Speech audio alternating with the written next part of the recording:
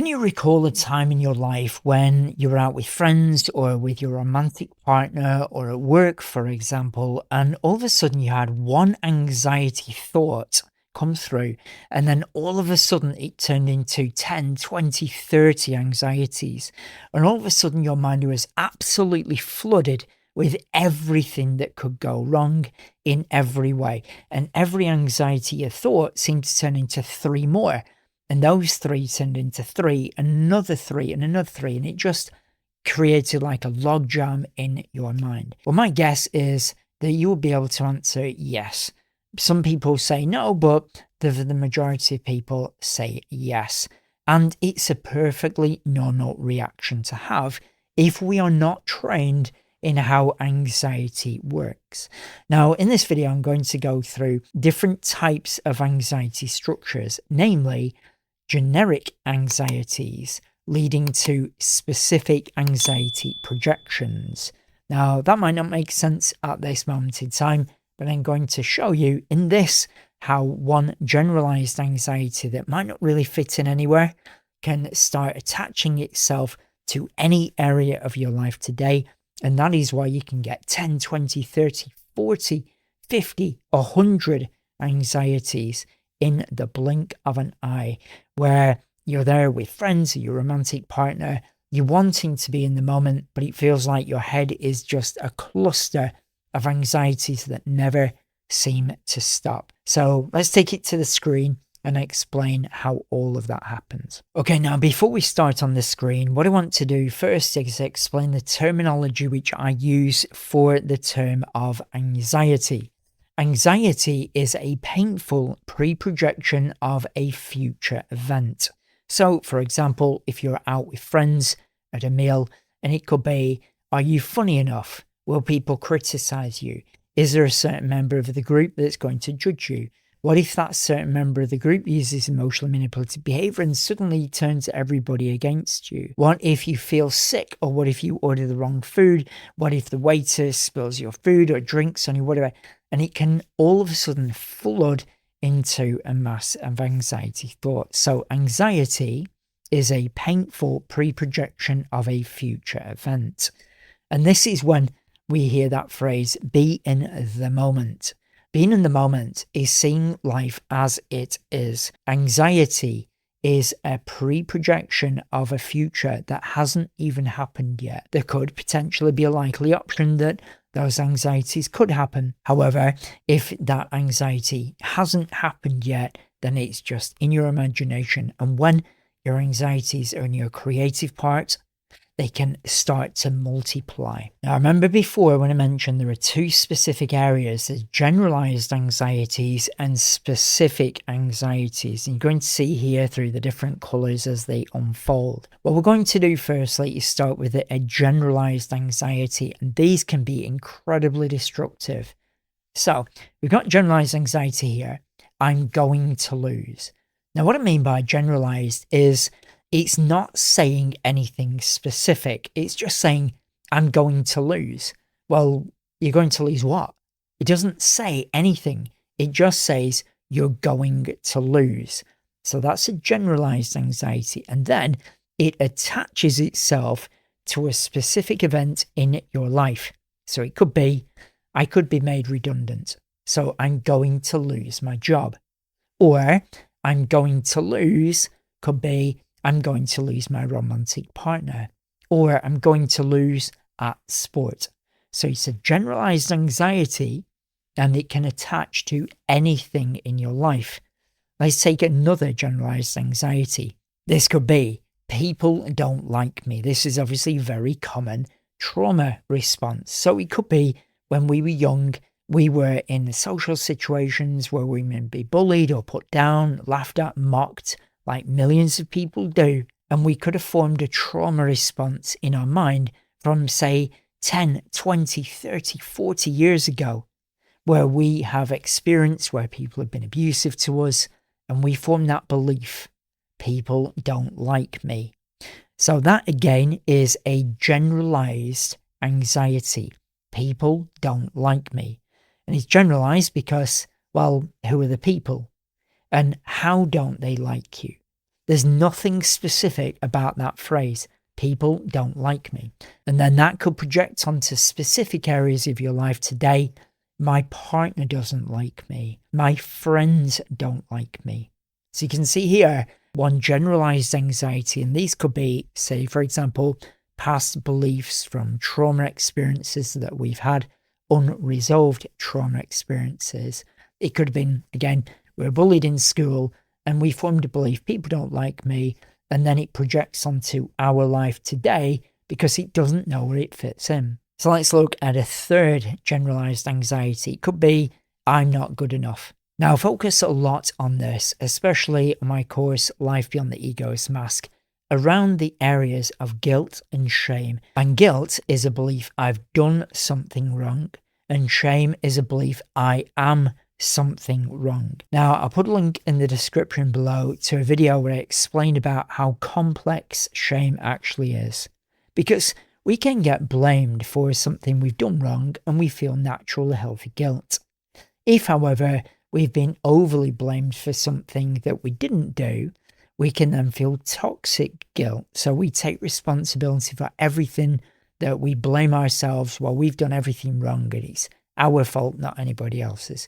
That's what we've done. But if we get shame, we believe that we fundamentally are wrong as a human being.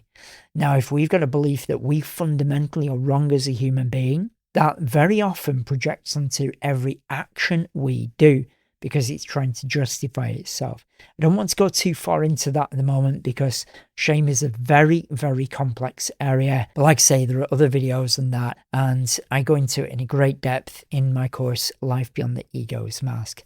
But let's take it back to this, that millions of people have all over the world.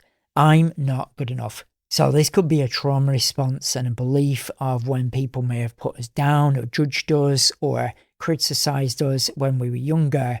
Myself, when I was younger growing up with my dad, I used to have this unobtainable high expectation to live up to in my dad's eyes that I just couldn't live up to.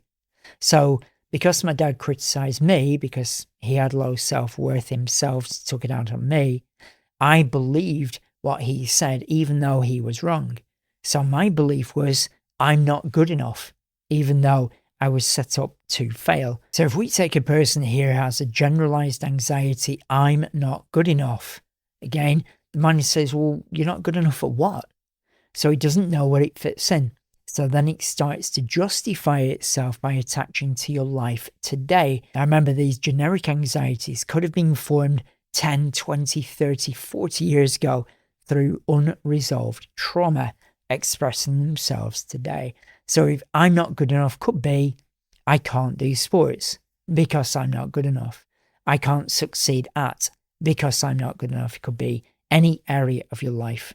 Again, this is why, for example, if a person had 3 anxiety traumas, people don't like me, I'm going to lose, and I'm not good enough. All of a sudden now we can see there are 5 anxieties, and their brain is so quick to create thoughts, especially in the subconscious mind, that 5 could become 15, could become 25, could become 50 in the blink of an eye. Now, this is why when a lot of people are trying to talk about whatever it is that they want to talk about, they're in mid-conversation and the mind just goes blank. It could be that a generalized anxiety has formed and projected itself onto that situation. And then all of a sudden, it's created 15 specific anxieties. Now, taking it one step further, this is something you really need to recognize. That if you get specific anxieties today, let's take, for example, people don't like me. That's a generalized anxiety. It doesn't fit in anywhere. It doesn't say who the people are. It doesn't say how they don't like you. But it could be, well, I'm anxious, my partner doesn't like me. I'm anxious, my friends don't like me. And then, this is where the gurus really mess it up. The guru will come along and say, well, can you prove that your partner doesn't like you? And then you can think back that your partner could give you lots of connection, lots of positive affirmation in your life, keep reaffirming that they do want to be with you. So your mind says, well, actually, my partner does like me. And then the guru will say, well, that anxiety doesn't exist. Just simply forget about it. but it's not got rid of the generalized underlying anxiety. So if you can't justify it through your partner, then your mind might say, well, it's because your friends don't like you. And then the guru will say, well, can you prove your friends don't like you? And you might go through it and say, well, actually, man, I get on really well with my friends. But what you're not looking at, again, is that generalized anxiety. People don't like me. Okay, so in this video, I wanted to explain about the two forms of anxiety expressions. We've got generalized anxieties, which are things like, I'm not good enough, I'm a failure, I'm going to lose, people don't like me. And a generalized anxiety has nothing specific, but is still a judgment of yourself in a painful way as that painful pre-projection of a future event. But then what that generalized anxiety will do is start to project itself onto specific events in your life. However, if it's a generalized suppressed trauma anxiety, as in people don't like me, for example, if a person got bullied at school, and then it projects itself onto the day as the unresolved trauma, it might start saying, well, people don't like you at work. And then you question that and you think, well, people do like me at work though. Is that your partner doesn't like you? So then you go through and you think, well, actually my partner does like me. So why do I feel anxious at my partner? No. It's your friends that don't like you. And these generalized anxieties that may be coming from many years ago of unresolved trauma will keep projecting onto specific events today. And the one way to recognize if you got generalized anxieties in there is that you can question them when they get specific in your life. It's like your partner, your work life, whatever it may be. And it won't make sense. It doesn't add up because you think, well, I am getting on well with everybody at work. I am getting on really well with my partner. And that is how you trace back to find generalized anxieties. And from my experience, generalized anxieties very often come from unresolved trauma from past experiences that we have not yet come to terms with. But that is another area that I make other videos on as well. Because when we get into the mind, there are so many offshoots of, say, anxieties or belief structures or guilt and shame that I have to keep things really specific. So I'll be making other videos about how to trace back from generalized anxieties into maybe unresolved beliefs or unresolved trauma. But again, I just wanted to cover the difference between generalized anxieties, projecting onto specific anxieties, and why it could be that you're in a situation today and all of a sudden your mind gets absolutely flooded with hundreds of specific anxieties that just don't seem to make sense. So I hope this video has helped maybe re-regulate a few of those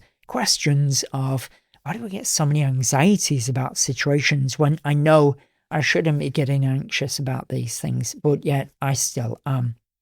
Take it back to the generalized anxieties, maybe write it down, and then look where those generalized anxieties project onto in the specific areas of your life, because you never know. One generalized anxiety may create 100 specific anxieties that just don't make sense. So I hope this video has helped you understand a little bit more about anxiety and how it can create a total distortion of reality today. So if you've got any thoughts, ideas, or questions, feel free to put them in the comments below. So you always say in every video, you never know, your comment might change somebody else's life for the better forever.